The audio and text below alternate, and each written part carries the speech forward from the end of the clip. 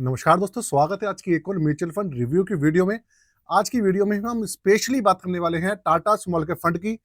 इसी महीने में मैं ऑलरेडी एक बार इसका रिव्यू कर चुका हूं, लेकिन आपके लिए दोबारा से रिव्यू कर रहा हूं क्योंकि भाई हालात ना बहुत ज्यादा खराब है। इसलिए देखते हुए वीडियो आपके लिए लेकर हाजिर हो रहा हूँ। रिक्वेस्टेड है, करना पड़ता है। टाटा स्मॉल कैप फंड की बात करूं तो इसकी रैंकिंग के अंदर गिरावट आई है। इसका जो रिटर्न है उसके अंदर बेशुमार गिरावट है। सारी की सारी चीजें इसकी बिगड़ी हुई हैं।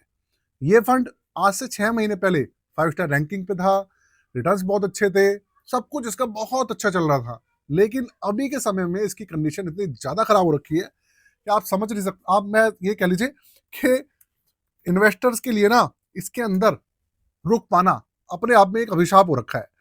और उसी चीज का जो समाधान है वो लगातार मुझसे मांग रहे हैं कि तरुण भाई प्लीज करके बताइए कि फंड जाएगा किस तरफ।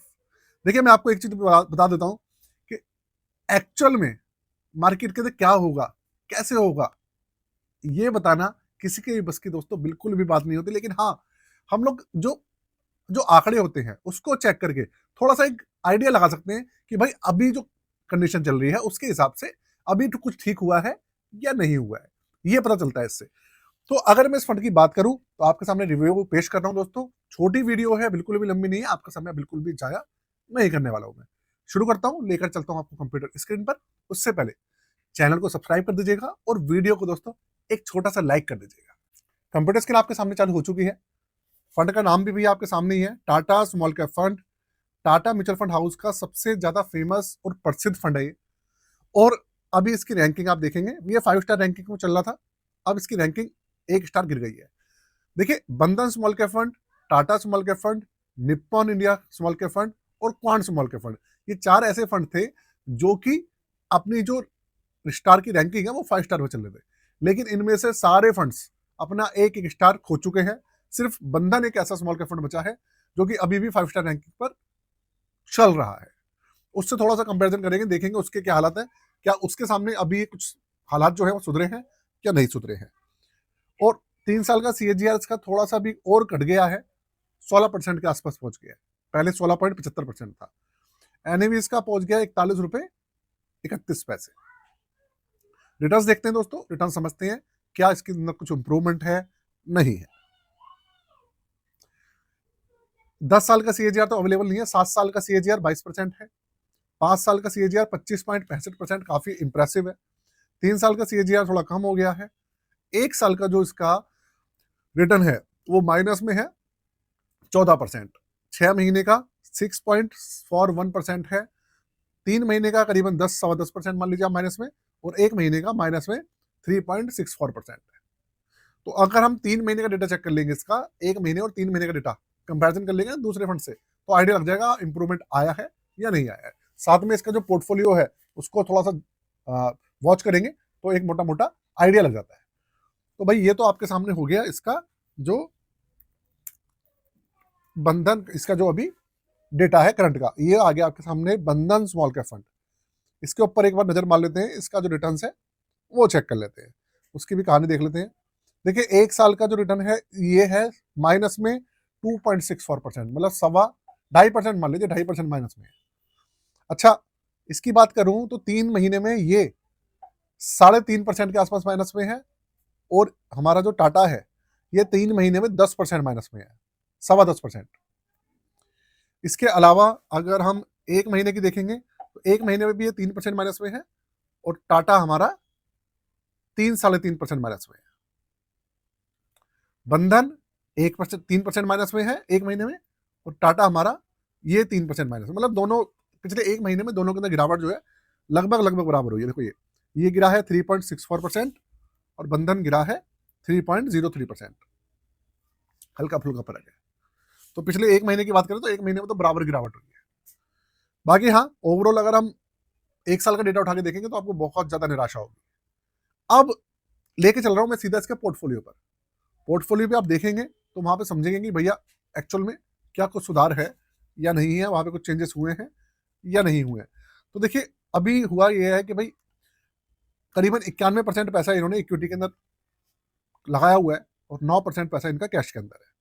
कैश मतलब पूरा इन्होंने कैश बचाया हुआ है। अगर मैं चेक करूं इसका जो एलोकेशन है ना वो चेक करूँ तो आपको वो दिखाता हूँ कि एलोकेशन अभी इसकी है कैसी। ये है भाई आपके सामने इसका पोर्टफोलियो, मैं इस बार उठा रहा हूँ जो मनी कंट्रोल है उसका डेटा आपके सामने प्रेजेंट कर रहा हूँ। तो आप देखेंगे अगर, तो जो मिड कैप है, मिड कैप इसका 7.53% मिड कैप के अंदर हिस्सेदारी है, 78% की हिस्सेदारी है स्मॉल कैप में, और अदर कैटेगरी जो होती है 14.4% की हिस्सेदारी उसके अंदर है। मतलब ये है कि इसकी जो हिस्सेदारी है मैक्सिमम किसमें है, स्मॉल कैप के अंदर 78%, और स्टॉक जो है इसके अंदर वो है 64। ये चीज है। और तो अगर देखिए इस तरीके से मैं आपको बिल्कुल अगर क्लियर बोलूं तो देखो इसकी जो हिस्सेदारी है ना भाई स्मॉल कैप में ज्यादा है। तो और स्मॉल कैप इंडेक्स के अंदर अगर मैं बात करूं कोई ठीक ठाक हुआ है नहीं हुआ है, तो देखो मैं आपके सामने ही दिखा देता हूं कि स्मॉल कैप इंडेक्स का क्या हाल चल रहा है। ये मैं आपको पूरी की पूरी ना दूध का दूध और पानी का पानी हो जाएगा आपके सामने ही। ये रहा हमारा जो इसका बेंचमार्क है, निफ्टी स्मॉल कैप 250 इसका बेंचमार्क है, 16,407 पे चल रहा है। थोड़ी सी बढ़त हुई है, 16,200 के आसपास चल रहा था, 16,407 पे आया है, थोड़ा सा इंप्रूवमेंट हुआ है 200 पॉइंट, मतलब करीबन 1.25% ये पॉजिटिव आया है। तो इसलिए भाई इसके अंदर भी थोड़ा सा आपको देखोगे तो पिछले एक हफ्ते के अंदर देखिए भाई क्या हाल चल रहा है, क्या पिछले 15 दिन के अंदर रिटर्न आए हैं नहीं आए हैं, वो भी देख लेते हैं। पिछले 15 दिन के अंदर ये नेगेटिव है और पिछले एक हफ्ते में भी नेगेटिव है। तो भाई कुल मिला के ये है कि ये नेगेटिव ज्यादा चल रहा है। अब इसका अगर हम दूसरे तरीके से पोर्टफोलियो चेक करें तो यहाँ पर देखिए आप, यहाँ पर भी 73% क्या दिखा रहा है स्मॉल कैप के अंदर है, और मिड कैप करीबन 26 पॉइंट है, 26% है। बंधन को एक बार चेक करते हैं कि बंधन की क्या पोजीशन है दोस्तों।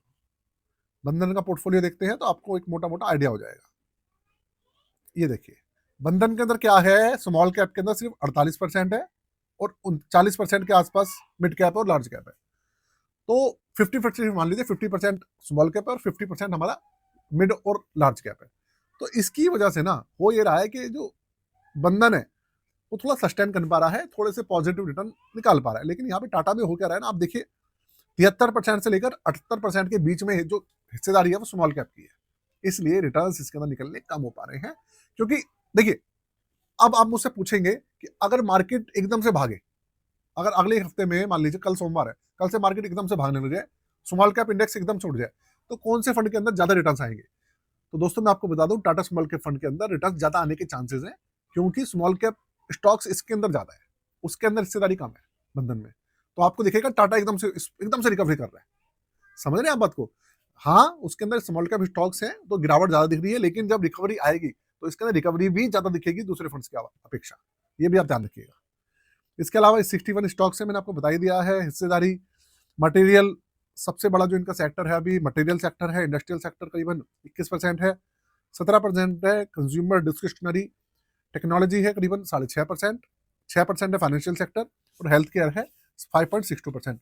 अगर ये फाइनेंशियल सेक्टर के अंदर हिस्सेदारी बढ़ा दे, कम से कम 20% कर दे, तो मुझे लगता है कि आप इस फंड के अंदर काफी ज्यादा इंप्रूवमेंट देखने को मिलेगा, अगर फाइनेंशियल सेक्टर के अंदर बढ़ा देते हैं तो। लेकिन इन्होंने मटेरियल और इंडस्ट्रियल में करा हुआ है, चलिए ठीक है, इनकी भैया अपनी इच्छा है। तो दोस्तों ये कंडीशन चल रही है। तो मैं आपको अगर ऑनेस्टली बोलूं, बिल्कुल जैसे ही जहां तक मुझे मन लगता है, जिस तरीके का मुझे लगता है, हाँ मैं मानता हूं फंड की कंडीशन खराब चल रही है, गिरावट बहुत ज्यादा दिख रही है, लेकिन उसका रीजन जो सबसे बड़ा है क्योंकि इंडेक्स गिरा पड़ा है पूरी तरह से, और इसके अंदर कम से कम 78% की हिस्सेदारी स्मॉल कैप है, इसलिए गिरावट ज्यादा है। जैसे ही स्मॉल कैप इंडेक्स उठेगा, अब वो पता नहीं कब उठेगा, हो सकता है एक महीने में उठ जाए, हो सकता है एक हफ्ते में उठ जाए, तो जैसे उठेगा तो इसके अंदर रिकवरी आपको एकदम से दिखेगी। तो आपको कम से कम कुछ भी डिसीजन, जब तक स्मॉल कैप इंडेक्स के अंदर रिकवरी नहीं दिखती है, उसकी रिकवरी 18,500 तक नहीं पहुंच जाती है। अभी 16,400 पे चल रहा है, अभी चल रहा है 16,400 पे, 18,500 पे जब तक ये नहीं पहुंच जाता और तब भी आपको नेगेटिव दिखे, दूसरे फंड्स की अपेक्षा कम रिटर्न्स दे, तो आप इसके खिलाफ कुछ ना कुछ डिसीजन ले सकते हैं। लेकिन अभी डिसीजन लेना गलत रहेगा दोस्तों, मैं आपको बिल्कुल क्लियर वर्डों में बता रहा हूँ, ठीक है। बाकी पूरी की पूरी वीडियो इन्फॉर्मेशन पर्पस के लिए, किसी भी तरीके का रिकमेंडेशन या सजेशन नहीं है। टाटा की बात करूं, देखिए टाटा जो है ना उसके रिटर्न्स वगैरह काफी अच्छे हैं, 11,000 करोड़ का इसके अंदर एयूएम है, सिर्फ 0.34% का इसका एक्सपेंस रेशियो है, मार्केट में सबसे कम एक्सपेंस रेशियो है इसका, और एग्जिट रोड इसका सिर्फ 0.5% है, वो भी 30 दिन के अंदर। तो भाई इसके अंदर बहुत ज्यादा और भी बेनिफिट्स हैं, थोड़ा सा समझना पड़ेगा इन सब चीजों को, ठीक है।